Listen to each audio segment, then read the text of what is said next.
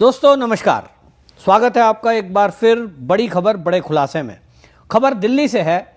दिल्ली में आम आदमी पार्टी के नेता और पूर्व डिप्टी सीएम मनीष सिसोदिया एक बड़ा नाम, बड़ा चेहरा हैं, लेकिन भारतीय जनता पार्टी के विधायक रवि नेगी ने उनके ऊपर सरकारी सामान चोरी करने का आरोप लगाया है।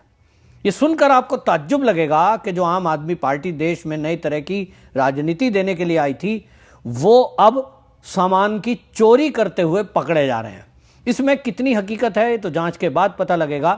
लेकिन पटपड़गंज विधानसभा से जीतकर आए रवि नेगी, जिनकी वजह से कहा जा रहा है कि मनीष सिसोदिया चुनाव से पहले अपना मैदान छोड़कर भाग गए और वहां से अवध ओझा को मैदान में उतारा, रवि नेगी ने आरोप लगाया है कि जो ये कैंप कार्यालय था डिप्टी सीएम का, मनीष सिसोदिया का, उसमें सरकारी खर्चे से टीवी लगाया गया था। वहाँ हॉल में कुर्सियाँ बिछाई गई थी जिनकी संख्या लगभग 300 बताई जा रही है। साउंड सिस्टम लगाया गया था जो 12 लाख के करीब का था। और वहाँ पर जो भी सामान इस तरह का लगाया वो अब सामान गायब है। रवि नेगी ये सवाल पैदा कर रहे हैं कि ये जो कैंप कार्यालय था, ऐसा तो था नहीं कि मनीष सिसोदिया अपनी जेब से लाए थे। ये सब का सब सरकारी पैसा था, ऐसा उनका दावा है। तो सवाल ये उठता है कि अगर वो सरकारी पैसा था तब वो सामान गया कहाँ? क्या वो गायब करा दिया गया है? क्या उसको बेच खाया गया है? अपने तरीके से एक नए तरह का घोटाला है। हमने देखा है कि किस तरह से उत्तर प्रदेश के जो पूर्व मुख्यमंत्री हैं अखिलेश यादव, उनके ऊपर आरोप लगे थे कि वो जब उन्होंने अपना घर खाली किया तो टोंटी उखाड़ कर ले गए थे। काफ़ी उस पर विवाद हुआ, मजाक बना। बाद में अखिलेश यादव ने उस पर सफाई भी दी। हमने ये भी देखा कि दिल्ली में अरविंद केजरीवाल का जो शीश महल सुनते हैं, उस शीश महल में अभी तक हालांकि इसका प्रूव नहीं हुआ है, किसी ने कोई दावा तो नहीं किया, लेकिन अपुष्ट खबरें ये थी कि केजरीवाल का जो शीश महल था उसमें सोने का कमोड लगाया गया था और वो परत चढ़ाई गई थी। तो सोने का वो जो कमोड था, वो कहते हैं कि जब केजरीवाल ने शीश महल खाली किया वो सोने को निकाल कर ले गए। अब सोना ना तो सरकारी खर्चे से लगा, न सोने की कमोड किसी ने देखी। अब वो सोना था भी कि नहीं था, लेकिन विवादों में आया। अब ये अपने तरीके का आम आदमी पार्टी के नेता पर एक आरोप लगा है जो हास्यास्पद है, साथ ही सवाल पैदा करता है कि यदि ये सच है तो ये बहुत ही शर्मनाक घटना है कि आप सरकारी खर्चों से ये सारे काम करो और उसके बाद ये सामान को अपने घर में ले जाओ। ये नेताओं की नीचता देखिए कि इस तरह का काम करते हैं। और आम आदमी पार्टी की ने तो हद कर दी है। मतलब आप सोचिए, अभी केजरीवाल पर एक आरोप लगा था, आपको याद होगा कि उन्होंने एक वेबसाइट थी, एक एक्स पर पोस्ट था, यानी एक्स अकाउंट जिसको ट्विटर अकाउंट बोलते हैं, उसमें दिल्ली सीएम के नाम का एक ट्विटर अकाउंट था। वो निश्चित रूप से अकाउंट बना है तो उसमें कोई पैसे का खर्चा तो नहीं है, लेकिन उस पर जो सब्सक्राइबर हैं, लोग जो उसको फॉलो करते हैं, यानी वो तो सब दिल्ली के सीएम के नाम पर थे, लेकिन उसको बड़ी चालाकी से उन्होंने केजरीवाल एट वर्क्स ऐसा करके उसका नाम चेंज कर दिया।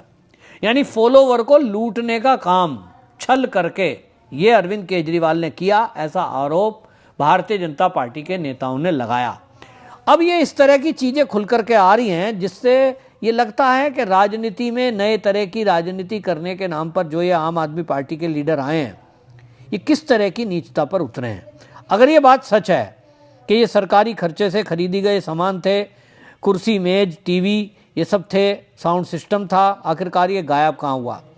रवि नेगी का कहना है कि वो जल्द ही इस बारे में एक कंप्लेंट देंगे और उसकी जांच होगी। अब जांच में खुलासा होगा कि आखिरकार क्या वो सरकारी पैसे की लूट है, ये पैसे की सामान गया कहाँ है। और मनीष सिसोदिया, आपको याद होगा, इनके ऊपर शराब घोटाला और शराब घोटाले में रिश्वत लेने का आरोप भी लगा है। स्कूल का घोटाला, क्लासरूम का घोटाले में इसी तरह की वॉशरूम को क्लासरूम बता दिया गया। क्लासरूम में रेनोवेशन के नाम पर बजट दिखाया गया है कि वो 32 लाख 16 लाख ऐसे पैसे लगे हैं, जबकि जो जानकार हैं उनका कहना यह है कि 2 से 3 लाख में कमरे का रेनोवेशन हो सकता है। तब इसकी भी जांच चल रही है और उसको क्लासरूम घोटाला कहा है। अब इसमें भी खुलासे हो रहे हैं कि इन्होंने इस तरह के फर्जी बिलों के आधार पर मोटा रिश्वतखोरी का काम किया है। यानी अरविंद केजरीवाल, उनके ऊपर आरोप है, उनके जो मंत्री सत्येंद्र जैन है उसके ऊपर शेल कंपनी के जरिए जमीन खरीदने का आरोप है, और अब सत्येंद्र जैन के ऊपर जिस तरह के आरोप शराब घोटाले में लगे, वो तो अपने आप में ईडी जांच कर ही रही है और उसमें समझ में आ रहा है कि अब अगले कुछ दिनों में इसकी गिरफ्तारी हो सकती है। लेकिन अब जब ये कैंप कार्यालय में सामान की लूट और चोरी करने का आरोप लगा है, इस पर दिल्ली की जनता हंस रही है और ये कह रही है, देखिए कभी टोंटी चोर हमने विपक्ष में सुना था, फिर कमोड चोर हमने सुना, और आज कुर्सी चोर सुनने में आ रहा है। ये कुर्सी चोरी वास्तव में हुई है या फिर ये केवल और केवल एक राजनीति के तहत लगाया गया आरोप है, ये तो अब समय बताएगा। लेकिन इस सब से एक दिल्ली के अंदर चर्चा तो हो ही रही है, क्योंकि जो पटपड़गंज की जनता है वो भी ये कह रही है कि जो ये दावा करते थे मनीष सिसोदिया कि हमने दिल्ली को वर्ल्ड क्लास स्कूल दिए, कभी भी ये नहीं बताया कि यही स्कूल मंत्री जो था, शिक्षा मंत्री, इसी के पास शराब का यानी आबकारी विभाग भी था, आबकारी मंत्रालय भी था।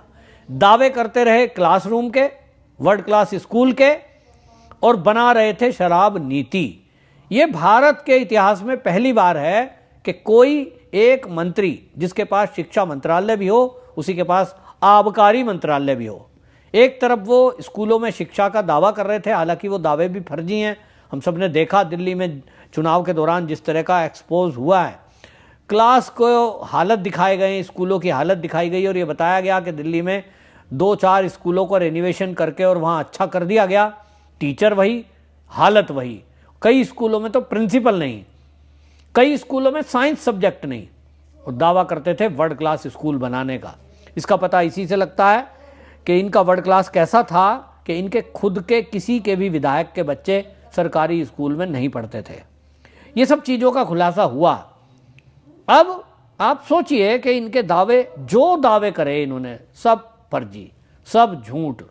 तो अब लोग कह रहे हैं कि ये शिक्षा मंत्री शिक्षा स्कूल का स्तर तो सुधार ही नहीं पाए, शराब का घोटाला इन्होंने कर दिया, इन लोगों पे क्या यकीन किया जाए। इनसे यही उम्मीद थी कि कुछ ना कुछ इसी तरह की छोटी हरकतें करेंगे। अब सत्ता में नहीं है तो कहीं वेबसाइट की चोरी कर रहे हैं, कहीं एक्स अकाउंट की चोरी कर रहे हैं, कहीं अब ये कुर्सी मेज चुरा कर भाग रहे हैं। अरविंद केजरीवाल का जब इनके लीडर हैं और मुख्य लीडर हैं भाई, जब उन्होंने ही इस तरह के काम कर दिए कि साहब 32 लाख रुपए का पर्दा कहीं भी कहीं बाजार में है क्या, लेकिन इन्होंने लगाया, उसके बिल दिए हैं, वो बात अलग है।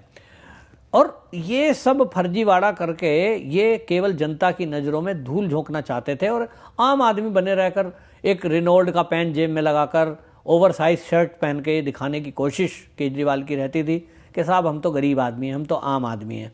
जबकि इनकी मंशा देखिए, मंशा का खुलासा हो रहा है कि किस तरह के ये लोग हैं, जहाँ जहाँ इनको मौका मिला वहीं वहीं इन्होंने भ्रष्टाचार किया।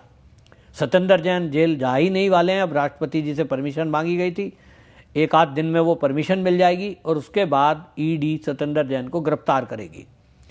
उसमें भी ये पता लग रहा है कि रिश्वत का पैसा किस किस को मिला, क्या उसमें अरविंद केजरीवाल का भी हिस्सा था, अकेले सत्येंद्र जैन ने वो पैसा खा लिया होगा, ऐसा तो हो ही नहीं सकता। यानी उम्मीद जताई जा रही है कि वो जो रिश्वत थी सत्येंद्र जैन को जो मिली, वो लूट का पैसा अरविंद केजरीवाल के हिस्से में भी गया होगा, जरूर गया होगा। अब ये कैसे पता लगेगा, कब पता लगेगा, ये तो ईडी बताएगी। लेकिन ये बात जरूर है कि सत्येंद्र जैन की गिरफ्तारी के वजह से जिस तरह का माहौल बन रहा है, राष्ट्रपति को एप्लीकेशन दी है, अरविंद केजरीवाल बुरी तरह घबराए हुए हैं। ये घबराहट क्यों है? अगर इसमें हिस्सा उनको नहीं मिला है, पैसा उन तक नहीं गया है, तो इसमें घबराने की क्या बात है? लेकिन ये बता रही है घबराहट के कहीं ना कहीं उनको लगता है कि सत्येंद्र जैन इस बार जब गिरफ्तारी में आएगा तो भाई अब तो कोई छुड़ाने वाला भी नहीं है, अब उनके पास बड़े बड़े वकील की फीस देने के लिए सरकारी खजाना भी नहीं है, तो निश्चित रूप से कहीं ना कहीं उनकी पोल खुल सकती है। और पोल खुली तो पार्टी तो खत्म होगी ही, केजरीवाल को जेल भी होगी। ये सब ईडी के सूत्र कह रहे हैं कि ये जो 3-4 बड़े नेता हैं, सत्येंद्र जैन, मनीष सिसोदिया, केजरीवाल, ये 3 नेता तो अब अगले कुछ दिनों में आपको जेल जाते दिखाई देंगे। आपकी क्या राय है? कमेंट बॉक्स में जरूर बताएं। वंदे मातरम।